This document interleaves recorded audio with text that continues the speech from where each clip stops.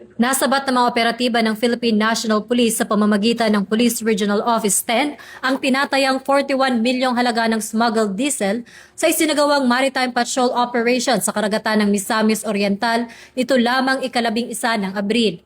Isinagawa ang operasyon matapos ang masusing monitoring at intelligence gathering kaugnay ng umano'y illegal na distribusyon ng fuel sa mga baybayin ng Villanueva at Lagonglong.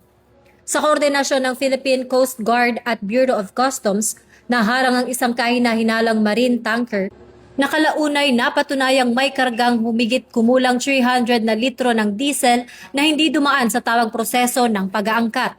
Bilang resulta ng pinaigting na kampanya laban sa smuggling, matagumpay na naaresto ng PNP ang kapitan at chief mate ng nasabing sasakyang pandagat matapos mabigong magpakita ng kaukulang dokumento.